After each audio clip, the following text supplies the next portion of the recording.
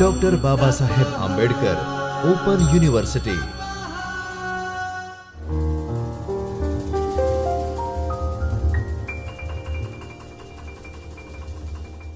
Dear students, I Dr. Shivang Patel, Associate Professor, School of Computer Science, Babasaheb Ambedkar Open University, welcome you all from Chaitanya Studio of Babasaheb Ambedkar Open University. In the lecture series of Subject Operating System, we have discussed various shell programs in previous sessions. Now in today's session, we will start with the concept of array. In other programming languages, you already aware the concept of array. First of all, if you want to store multiple values in a single variable, then you are using the concept called array, because multiple values, for that you have to create multiple variables, and it is not convenient, it is not feasible to store different values in different variables. Apart from this, suppose you don't want to create multiple variables, you are creating a single variable and store multiple values into that variable. That is the concept of array. We will discuss this concept in Linux operating system today. Now, on the screen you can see what is array. It is a collection of similar data types. As you already aware, in the different programming languages, the concept is same. Array is nothing but the similar kind of values that you are storing. By default, in array, string values that can be stored in Linux or Unix operating system. Now, in shell script, everything is treated as a string. Now, index value that starts with the 0. So, whenever you are storing multiple values, how you can track based on some index value, and that index value starts with the 0, right? Now, there are multiple ways to declare array in shell programming. The first is indirect declaration, in which you are assigning a value in a particular index of array variable. Say for example, you can see on the screen the syntax is given: array name, index number, and then after value. That means whatever the array you want to declare, that name that you have to specify. Here the name is array name. Say for example, any valid variable name that you have to give that particular array name. Then after square bracket, in which you have to define the index number. In all our previous programming languages, you have to declare the size, but here it is not the case. Whatever the values that you are defining, accordingly the size will be defined. So here that is one of the ways to declare the array, that is the indirect declaration. Then after second is explicit declaration. Here first we declare the array, and then after you are assigning the values. For that you are requiring to use the command called declare, and then after you are using the option A. So you can see the syntax is declare, then after option A, and then after the array name. So here only array name that you are giving, then after whatever the values that you can put in that particular array, right? That is the another way. Then after third one is compound assignment, in which declaration as well as initialization that can be done in a single statement. So you can use the array name, then after the equal to sign, and in parentheses you can define different values. Now remember one thing, whatever the values that you are specifying here, they are separated with only space, no comma will be there. Mind well, this is the syntax you must have to follow. Second important thing, we are using this concept in shell programming. So basically, if you are using the shell called sh, that is the original version, the array concept, or you can say that the array that cannot be supported in this sh, that is the original version. Then after the improvement of sh that was found, and the new name will be given, that is called born shell, or you can say that the bash, that is born again shell. That is the specific shell version in which that array will be supported, and it is the extended version of original sh, right? So in today's session, we are continuing our practical of array, and we are executing that in the bash shell, not in the normal shell, that is sh, that is the original version that cannot support the array. So we are using the extended version, improved version of sh, that is bash shell, and bash stands for that is born again shell, right? Now you can see assignment of values in the array, how you can assign the value to particular array. So array name, then after equal to sign, as we have already discussed, that is one of the declaration methods. Then after in parenthesis you are defining different values and they are separated with space. Alternatively, you can define like this: array name equal to in parenthesis, then after multiple index value you have to assign. Say for example index value starts with 0, so that is available in the square bracket. So 0, then after equal to whatever the value, then after space, then after the index value 1, then after the value, then after index value 2 and index value n up to n, right? So this way you can assign the value in particular array. Now suppose you want to print the value of particular array elements. So there are multiple ways. Say for example you want to print the first element, that is the 0th index value. In that case you can use echo, obviously echo that can be used to print something. Then after in double quotation you are using $sign. So $sign that represent the value of that particular variable. So here we are using the dollar. Then after important thing that you have to remember, to print the value of array you are requiring to use curly bracket. So you are using starting curly bracket, then after whatever the variable name that you have given for that particular array, here in our case array underscore variable, then after whatever the index value you want to print, that index you have to mention here. In our case 0, that means you want to print the value of 0th index. In that case it is available in the square bracket. Then after curly bracket is completed. So after execution of this statement, it will print the 0th index value. Then after suppose you want to print all the elements of array, in that case you are requiring to use @. So you can see on the screen dollar, then after array val, that is the variable that we have defined, and then after @sign in the square bracket. So here all the values that you have defined in the array that can be printed sequentially, right? Second thing, another alternative, if you don't want to use @, you can use asterisk sign here. The result is same. Then after if you want to print whatever the values in some specific range, say for example, suppose you want to print the index value 1, 2, 3, right? In that case you have to put the colon sign. So first of all @ that you have to use that represent all the elements. Then after you have to mention the range, that is :1 and :3. That means the lower limit starts with 1 and the upper limit that ends with 3, right? So this way you can print different elements in the array. Now suppose you want to print all the elements sequentially with the help of loop. So we can already aware different types of loop. Here we are using the for loop. First of all we are declaring all the values. So in our example the array name is index underscore array. It is the valid variable name. All the rules and regulations that you must have to follow while giving the variable array name. Then after the parenthesis, multiple values that you have to define, 1, 2, 3, 4, 5 up to 10.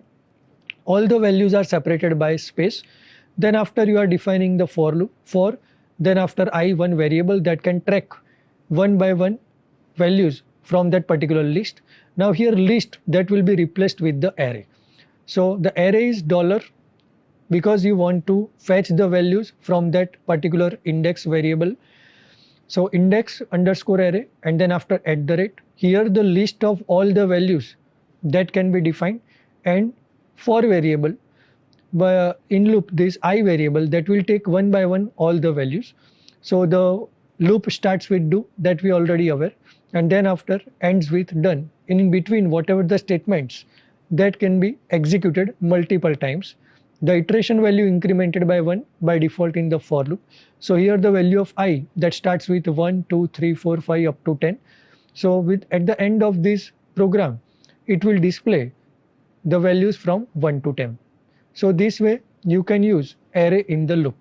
Now we are dealing with the practicals, how you can declare this, so you can get more idea. So we are starting with creating a shell script. Say for example I am using the name ARR1.sh. So here in VI editor I have opened or I have created that particular one shell program. Now press I. So you will move to the insert mode, as we have already discussed multiple modes of VI editor. Now suppose you want to define one array. Say for example, I am creating an array of fruits, right? So I am using, say for example, fruits, that is the variable name. It is a valid variable name that I have defined for that particular array. Now equal to sign, and then after parenthesis I am defining multiple values here. Say for example, first value, that is the index value is 0, mango, that is the another value. Then after third value. So say for example, these three values are there in our array. So the index value starts with the 0. So you can say that fruits 0, that is nothing but the mango, fruit 1, that is nothing but the orange, and fruit 2, that is nothing but the apple. Now suppose you want to print the value. So as you already discussed in our previous slide, that if you want to print, in that case you can use $sign. So you can use $sign, but before that you can mention here 0th index, or you say for example your first element. First element that equals to, now the array value that starts with $. Now if you want to print array value, you are requiring to use curly bracket. Then after the array name, here array name is fruits. Now we want to print the 0th index. So index that must be in the square bracket. So you can define the square bracket. Now it ends with the curly bracket. This way you can represent or print the value of 0th element. Same way, first element, then after second element. Same way, $sign, then after starts with curly bracket, fruits, and then after the first index value, then after curly bracket complete. Now save your code. Now remember one thing, if you want to execute your code, so in previous all the sessions we have executed our code with sh, right? So arr1.sh. Now using execution of this sh, it will give error message, because as we have already discussed, array concept that is not supported in the original version of sh. So we are requiring the improved version of sh, that is bash shell. So we are using bash to execute that code. Then after array1.sh, that is our code name. So here first element, that is mango, second element, that is orange. Now we are modifying this code. Now in this code, we have seen that we are continuing the array values and we are printing all the values. Now suppose you want to add something.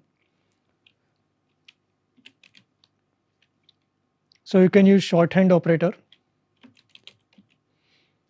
So you are requiring plus equal to, that is working as shorthand operator.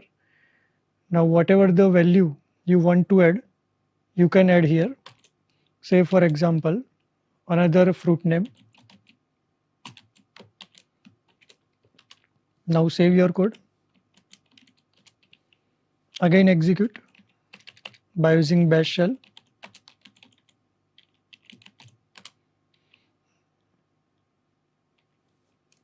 Now we have to print after adding those elements.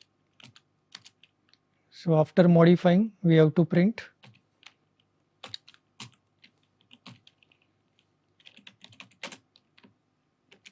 Again for printing, we are fetching the value, that's why $ is required here. This is the array name. So you can write here one statement so you can get more idea. After adding any element, now save your code, again execute. Now you can see here, okay,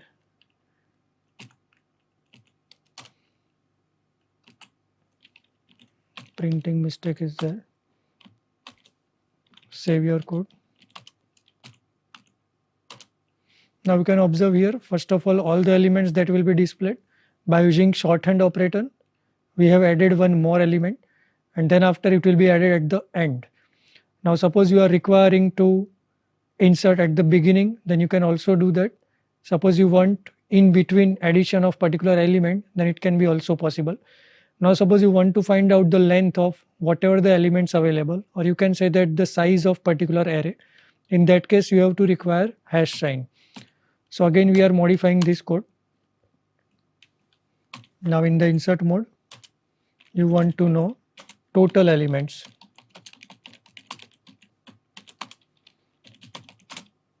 So you can write here dollar, then after the array name, in our case that is fruits, then after at the rate.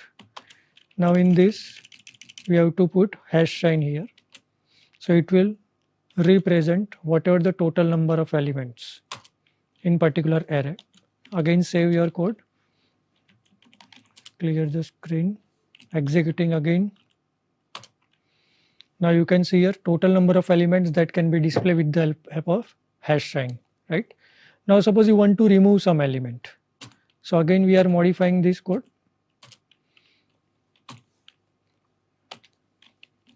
Now suppose you want to remove some elements, say for example, currently we are having 4 elements, 4 values are there. We want to remove the value at the position 1 index. So you can simply use the command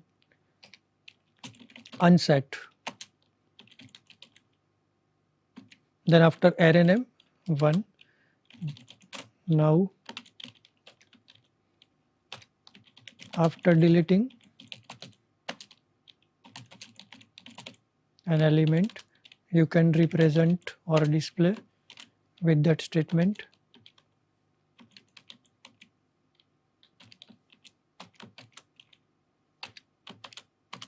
Now save your code, execute. You can see here previously 4 elements are there. Now after deleting an element, we have deleted one index value. So that's why again total 3 values are there. So if you want to delete that particular element, you can use unset, right? Now suppose you are using loop for printing all the elements in array. So we can take one more example, say for example array2.sh, create one array, say for example number, total 5 values are there in this array. Now I would like to print all those array with the help of loop. So I am using here for loop, say for example I is the variable that iterates all the values. And then after here we have to mention the list, but instead of list we are passing here array, whole array. So dollar, then after curly bracket num, that is our array name, then after at the rate sign that represent all the elements, then after loop starts with do, we are printing the value of I, then after loop completes. Now save your code, again execute by using bash command. So you can see here all the elements that can be printed. Now we are concluding our session. In today's session we have discussed what is array, how to declare array, how to insert element in the array, how to delete element with different symbols, different notations. We have also discussed for loop to print array elements.